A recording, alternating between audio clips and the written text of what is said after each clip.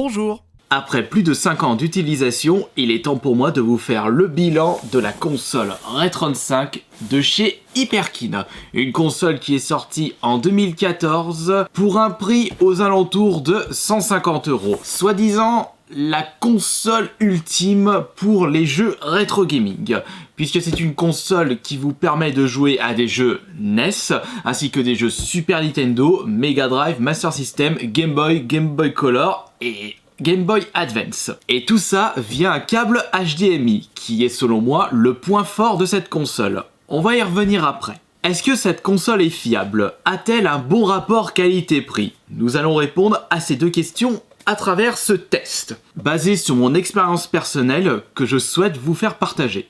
Si vous êtes intéressé par cette console, je vous ai mis un lien affilié Amazon dans la description. Mais attention, écoutez bien mon test avant de faire quoi que ce soit.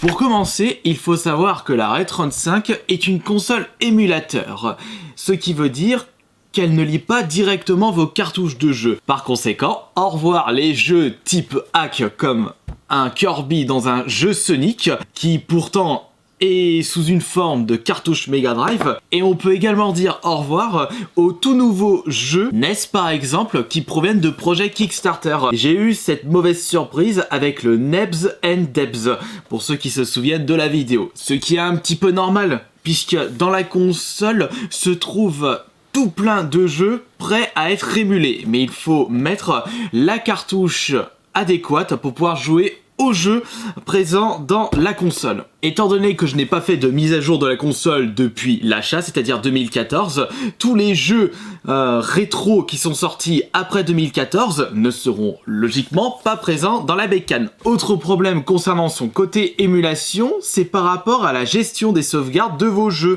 Vous pouvez très bien importer les sauvegardes de vos jeux, par exemple de vos jeux Game Boy Advance.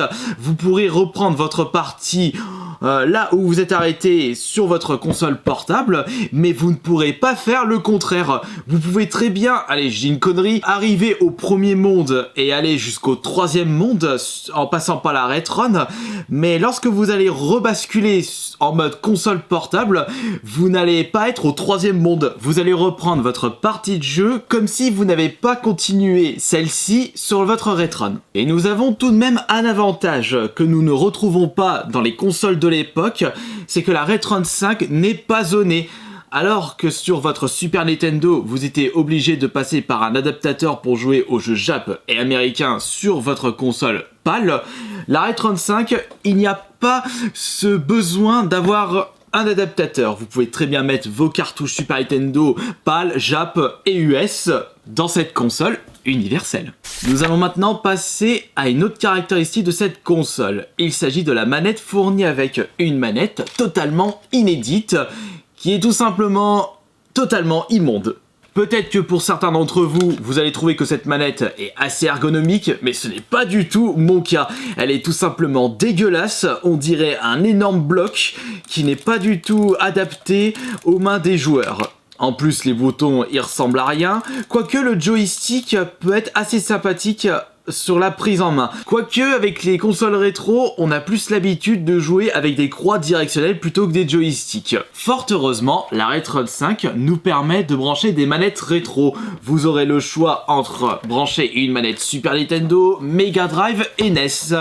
Et petite surprise du chef, vous pouvez même utiliser une manette Super Nintendo pour jouer à des jeux NES Game Boy et également des jeux Mega Drive, ou alors utiliser une manette Mega Drive pour jouer à des jeux NES, etc. etc. Personnellement, quel que soit le jeu que j'ai inséré dans cette console, je jouerai toujours avec la meilleure manette compatible avec celle-ci, la manette Super Nintendo. Autre point noir, il sera impossible de brancher une manette type USB, puisqu'il n'y a aucun port USB fourni avec cette console.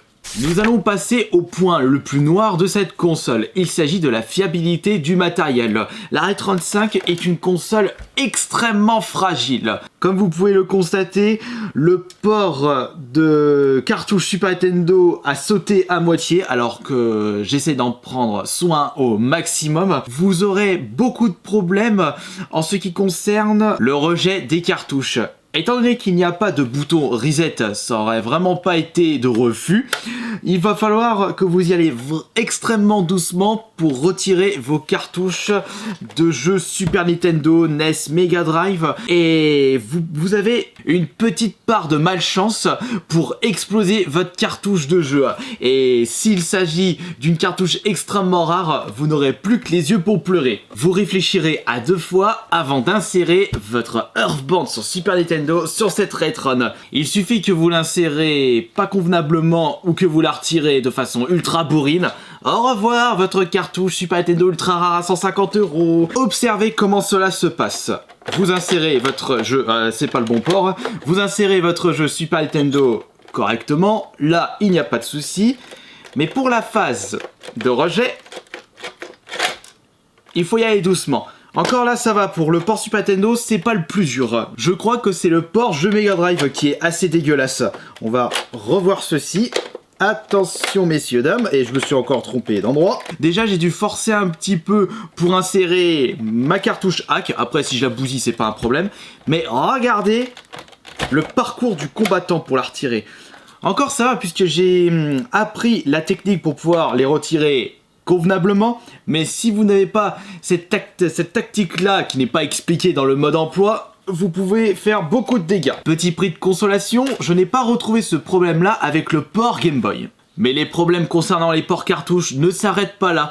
Vous aurez le plus souvent le droit à un problème du système. Vous avez beau intégrer correctement votre cartouche de jeu et vous aurez une chance sur 2 qu'elle ne passe pas correctement sur la console. Il va vous mettre un message d'erreur comme quoi là, il n'y a pas de cartouche insérée ou cartouche illisible, et vous êtes bon à recommencer le principe. Et pour recommencer le principe, vous n'avez pas d'autre choix que de retirer la cartouche et la réinsérer, avec plus de chances pour vous d'exploser votre cartouche. Mais c'est pas possible, elle n'a que des points noirs cette console ou quoi? Vous inquiétez pas. Maintenant, nous allons passer au plus gros point positif qui a été l'argument principal dans l'achat de cette Retron 5 de mon côté. Il s'agit du câble HDMI, puisque cette console possède un port HDMI et logiquement vos jeux auront une meilleure qualité d'image et une meilleure qualité de son. Pour mieux vous expliquer ce point, nous allons passer à une phase test comparaison entre une console d'origine qui passe par câble Péritel et la Retron qui passe par câble HDMI. Pour cette première comparaison, j'ai sélectionné le jeu Super Nintendo Earthbound Jim 2. Actuellement, vous êtes en train de voir le gameplay enregistré grâce à la Retron 5. Pour le gameplay enregistré avec la console d'origine, j'ai utilisé un convertisseur Péritel vers HDMI. Nous allons uniquement comparer les qualités d'image. Les sons que vous allez entendre proviennent de la Retron 5. Et si on compare directement les deux gameplays, il n'y a pas photo concernant la qualité. Avec la Retron 5, le jeu est plus lisse, les couleurs sont moins baveuses, c'est plus plaisant à regarder.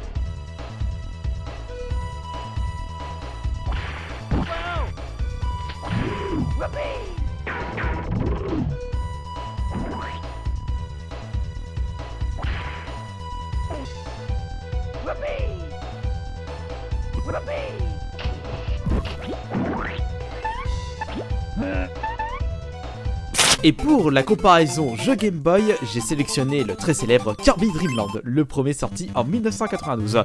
Pareil que pour Earthbound Jim, le son que vous entendiez provient de la Retron 5.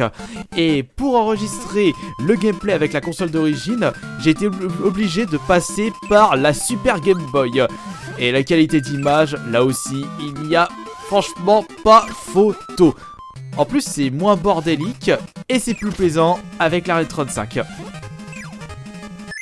Conclusion de ce test, malgré ses nombreux défauts, la Retron 5 reste tout de même une bonne console dite rétro. Une bonne alternative si vous n'avez pas les accessoires nécessaires pour jouer sur votre télé HD ou si vous n'avez pas toutes les consoles sorties. Car si on fait un petit calcul de tout ce qu'elle propose, Il y a une Mega Drive qui coûte environ 30 €, la Super Nintendo c'est 50, donc on en est à 80. On rajoute une NES qui a 60, ça nous fait 140. On rajoute la Game Boy Advance, ça fait 170. Et on ajoute à cela que vos consoles de salon pâles ne peuvent pas lire les jeux Jap et jeux américains, sauf si vous passez par un adaptateur. Est-ce que je peux vous conseiller d'acheter cette console? Cela dépend de l'utilisation que vous allez en faire. Il y a tout de même un budget à mettre dedans, mais de mon côté, j'en suis satisfait. J'espère que ce test de la Retron 5 vous aura plu et on se retrouve demain pour la prochaine vidéo. Ciao!